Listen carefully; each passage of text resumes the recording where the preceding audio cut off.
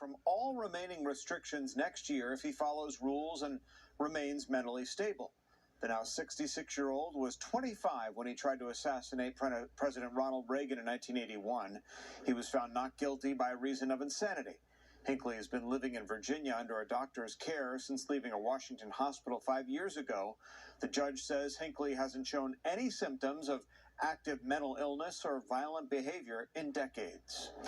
The National Transportation Safety Board's released the terror that gripped him and his kids this morning along Snapfinger Woods near Wesley Chapel. Me and my son was in the car talking about the states that are on a $5 bill. He asks Fox 5 not to show his face. He says he was driving his 10-year-old son and his 3-year-old daughter to their doctor's appointments. A car swerved in front of me. He thinks nothing of it. Then he says a guy in a dark Honda starts driving erratically. He started brake checking me, but I don't understand why. He tries to drive away, but the other guy goes after him. Throw somebody's vehicle at me. And when he did that, I kind of just let him go. Then things turn violent. He hopped out of his car. He brandished his weapon. The dad struggles through the fear to find the words. So he fires a shot, and I got my kids in the car. What's going through your mind at that point? Escape. Get away. Get away. Flee. Run. His young children frightened beyond imagination. They were crying, and they wanted to get away from there. Then he says his son said something no child should ever be forced to say. He said, he don't want to die. Get out of here, please. Get me away from here. The dad says the gunman fired at least 5 shots. It was extremely scary. It was frightening. It ended when he pulled up to some official vehicles at the entrance to I-20. I want him to get caught because you could have killed anybody. He could have killed anybody. He could have took my kids out. Christopher King, Fox 5 News. Learned exclusively were aimed at an Atlanta visitor, a patron who spoke to us by phone. Give it up. He just said, give it up. The victim started to hand over his wallet, but figured he might just be able to run away. That decision fraught with danger. Hey, no way he's going to shoot in the parking lot? I thought he was because it was a bunch of people. He said he was, but then I'm like, you going to shoot me in front of a bunch of people? And he said, I was like, well, I just didn't want to give up like that. But then my wallet fell out of my pocket when he started shooting, so I just had to keep running. I wasn't about to go back and grab it. I'm trying to make it to cover by this time. Fortunately, his action did not cost him his life. Personnel feel valued helps. We know that it has never been harder to wear a badge. Georgia House Speaker David Ralston says state leaders want law enforcement officers to know they appreciate their service and sacrifice. That is why he and Governor Brian Kemp announced the state will offer $1,000 supplements to first responders all over the state. The money will come from federal American Rescue Plan funding. And it's not just police officers who will qualify, but firefighters, correctional officers, paramedics, and 911 dispatchers. Employers must submit an application on behalf of their employees. We're public safety, so we're police, fire, and 911. So this is great. I got 250-something employees, and this is going to affect, all 3, police, fire, and 911. So we're especially grateful. Alpharetta Public Safety Chief John Robeson calls the supplements a bold act, especially at a time when there's so much negative sentiment surrounding law enforcement. And first responders continue to leave the profession.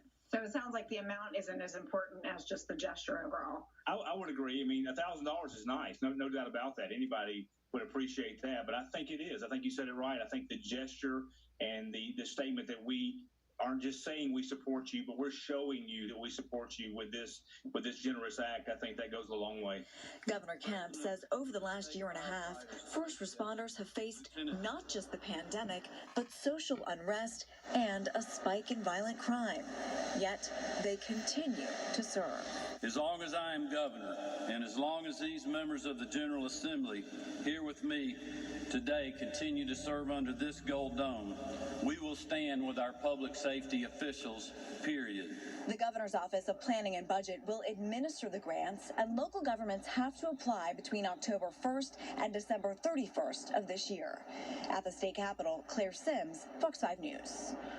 While boiling bear urine to drink, she told authorities she was hiking from California to Canada at the time News of the arrest comes just days after PG&E, California's largest utility company, was charged with involuntary manslaughter after its equipment sparked a fire that killed 4 last year.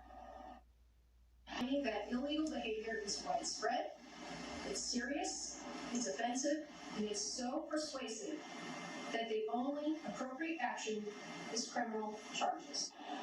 Meanwhile, firefighters are making progress battling the Fawn fire. It has already destroyed more than 40 homes and has forced the evacuation of about 4,000. Of being physically and verbally abusive over several decades. Today's guilty verdict forever brands R. Kelly as a predator who used his fame and fortune to prey on the young, the vulnerable, and the voiceless for his own sexual gratification. As they plan to appeal the ruling. I'm sure that we're going to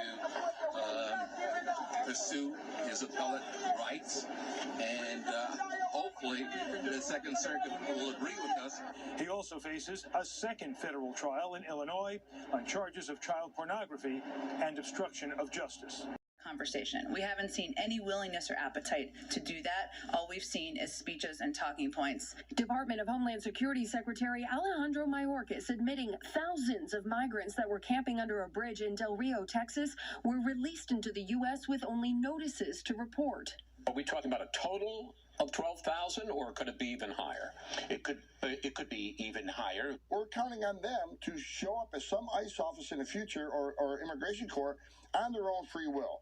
And the data simply says they're not going to do it. According to Customs and Border Protection, the number of migrant encounters in August was almost 209,000. Currently in southern Mexico, thousands of more migrants are camping in hopes of eventually making it to the U.S. The destination of all the people Haitian is in United States.